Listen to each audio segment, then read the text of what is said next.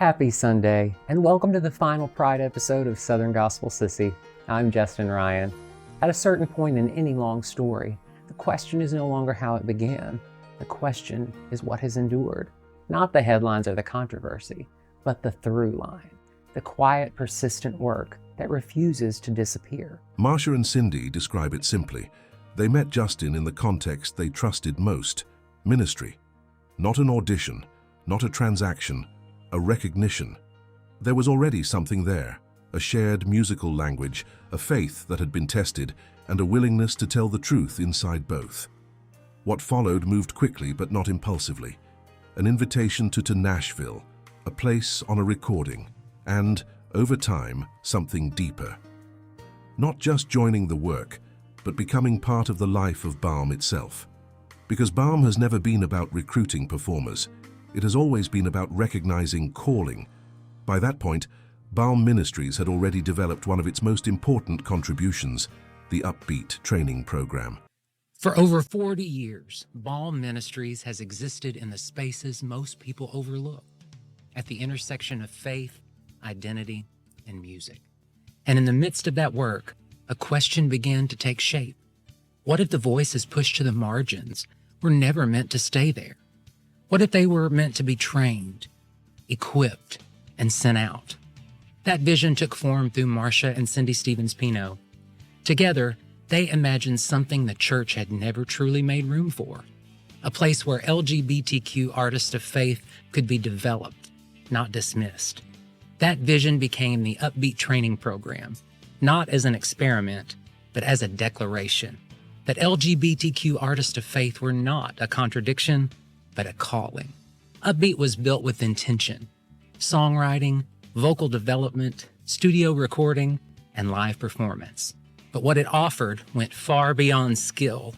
It gave artists something many had never been given before: permission. Permission to tell the truth. Permission to bring their whole selves into their faith. Permission to believe that their voice still mattered. Hello, Marsha and Cindy, and congratulations on your upcoming 40th anniversary for Balm Ministries. I was so grateful to be a part of the Upbeat team, to learn how to do our music ministry spiritually and professionally. And when I went to that group, I had no confidence. And when I left there, I was ready to go. And I thank you from the bottom of my heart for teaching me those things I needed to know to be successful. Again, congratulations. You rock it. Over time, more than 100 artists would walk through that program, each one carrying a story the church had often refused to hear. Hi, Marsha and Cindy. Sending you both lots of love. I met Marsha and Cindy shortly after I came into MCC. I walked into a meeting on Bible abuse against LGBT community and walked out a founding member of Imago Dei MCC. Shortly after joining, two significant things happened. First, I was made the vice moderator of Imago Dei MCC, also quite amazing. And the second was that the congregation pulled resources together for me to attend Marsha Stevens' Balm ministry training. I was excited to attend and be able to sing from my soul, out and proud as my full self, and be amongst others who were like me. It was part of my healing journey of integrating my spirituality, my sexuality, and my artistry. I know, because I was one of them. I was a part of that very first Upbeat class, and in the years that followed, I stayed. I helped train every class that came after, not just in rehearsal rooms or recording sessions, but out on the road. Those of you that don't know or can't tell, I am Marsha's daughter, and I completed the program with my friend Michael Malfavone. And at the time, we were singing at different churches, doing some music ministry, but it was a wonderful program that taught us to navigate doing ministry within churches. And the training program covered quite a bit of topics such as working within different church systems and learning how to communicate effectively with churches to provide the music ministry. And I'm genuinely really proud of my mom and all the work that she's done. And I really appreciate being able to have an opportunity to say that and praise her publicly. We lived it, traveling together on the Balm bus, walking into churches, into unfamiliar spaces, bringing these voices to places that had rarely, if ever, made room for them. See, it wasn't just training, it was transformation in motion. I used to be a Trident missile engineer. I first met Marsha in the early, probably 1990s. I had the pleasure of singing on her The Gift Is on the Inside Christmas album. And what a wonderful experience that was. We all came together in Nashville and made new friendships and had a wonderful time together that week. And it gave me the courage to start my own music ministry. It was such a blessing. Thank you so much for all that y'all have done over the years. Justin, good luck on your endeavors at taking over Balm. And God bless you. And here's to many more years of Balm Ministries. And then something unprecedented happened. Balm Ministries recorded what is recognized as the very first full-length praise and worship album, written and performed entirely by LGBTQ+ artists. Not borrowed voices, not hidden stories. It was authentic worship from people who had fought to keep their faith. I was one of the original upbeat artists on the Songs of Praise from a Strangeland CD.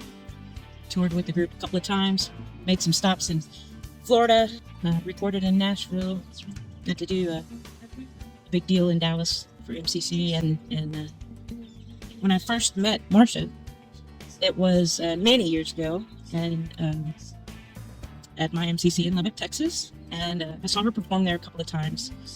And something that really struck a chord with me was her love for the community, the LGBTQ community. And Marsha was a mentor to me. She is a friend, and Cindy as well. When we finally got to get together with all the crew and spend time with Cindy and all the different people involved with Balm Ministries, it was a family and a beautiful time we had together. Songs born out of tension, out of survival, out of a deep, unshakable belief that God had never left them. It wasn't just an album, it was a turning point. You have been a rock to so many people, your music, your writing. I still am so thankful to have been a part of Balm Ministries as such an important part of my life, being so young and navigating and kind of still having some struggles with spirituality and theology, but still wanting to sing. You were really that pebble in the water that just caused this ripple, and it was a ripple that has affected so many people. And to this day, I still sing The Waiting's Over and play that all the time, because for me, that was the song when I first saw you in 1999. I was a little 20-year-old that stood with me and really opened my heart for the first time to be me, to just be okay and know that I was okay. And it's something that I'll forever be grateful for. So thank you. Happy 40th, and here's to many, many more years. Today, the impact of Upbeat is still unfolding, and every artist still creating, and every voice that refuses to be silenced, and every space that is opened because someone finally stepped into it. Because when people are given the tools and the freedom to be whole, they don't just find their voice, they become it. And once a voice like that is released into the world, it doesn't just ask for permission anymore. It changes the sound of everything that comes after. And as Justin became a part of Balm, something else began to take shape. They started building bridges, real ones, between LGBTQ people and the church, two groups that for a long time had only known each other through distance, misunderstanding, and often pain. Not through arguments, not through theory, through presence, through music, through testimony, through sitting in rooms where neither side was entirely comfortable and refusing to leave. They watched walls soften, they watched language change, they watched people who had only known each other as opposites begin, slowly, to recognize each other as human. Mercy and truth are met together. Righteousness and peace have kissed each other. Psalm 85:10. That kind of bridge building doesn't make headlines, but it changes lives. Out of that environment, Justin's own path expanded. Nashville became the next step, not away from Balm, but because of it. The studio world demanded a different discipline: precision, blend, consistency. Justin found himself working in rooms connected to artists like Porter Wagoner, Dottie Rambo, Tanya Tucker, and Dolly Parton. Different stages, different expectations, but the same foundation. Learning how to support someone else's voice while still knowing your own. And proving in real time that authenticity and excellence don't cancel each other out. At the same time, Balm's work in churches continued to deepen, in Methodist congregations navigating inclusion, in MCC churches building on the legacy of Troy Perry, in UCC communities where affirmation was becoming part of the theological framework. The work wasn't just concerts, it was integration, weekend residencies, workshops, services where music, theology, and lived experience all met in the same space. Not just saying you're welcome here, but showing what it looks like when people actually are. Who is wise and understanding among you? Show it by your good life. James 3:13. Now the shape of the work is changing. As Marsha's health has become more complicated, the pace has shifted. Travel is more selective, the schedule is more intentional. She and Cindy have made the decision to step back, not from the calling but from the constant motion. More time at home, more writing, more presence in their own church community. They still travel when it matters, still show up for the moments that count. And Cindy continues her mission work, extending that same heart beyond borders, because the work doesn't end, it evolves. And that brings us here. After 24 years of traveling with Balm, learning it, living it, carrying it, the mantle is being passed, not as a replacement, as a continuation, a ministry built on authenticity, on truth-telling, on a belief that God's love is not narrow, not fragile, and not reserved for a select few. You shall rise up before the grey-head and honor the face of the aged, Leviticus 19:32. Honor doesn't mean holding on to the past. It means carrying it forward with integrity. Because the miracle that's needed now isn't spectacle, it's sustainability, a faith that holds, a message that lasts, a legacy that can be trusted in new hands. The miracle was never that Balm survived. The miracle is that it became something worth carrying forward.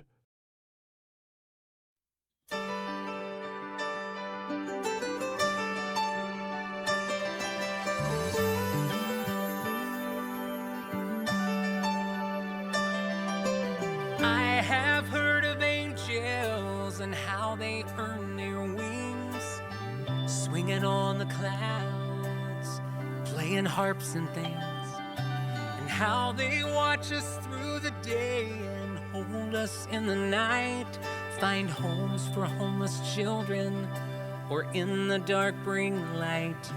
On TV they hold trembling hands and dry a falling tear. It seems whoever needs one will always find one near. But what of days, days that end with no angel we can see? What if that hungry heart out there was waiting just for me? I can hold that hurting soul, and I can dry a tear. I can be there in the night to pray away a fear. Should I wait for an angel to hear that stranger's plea? What if the miracle that's needed is Christ in me? I look all around me and see so much despair, a world of dying people. Does anybody care? I know there are wonders, a parting of the sea, a vision of the Virgin, a holy tapestry. But oh, it's hard to hear good news with children to be fed, when half the world goes hungry with no place to lay their head. And what of days, days that end with no miracle to see? What if that hungry child out there is waiting just for me? I can hold that hurting soul, and I can dry a tear. I can be there in the night to pray away your fear. Should I wait for an angel to hear that stranger's plea? What if the miracle that's needed is Christ in me?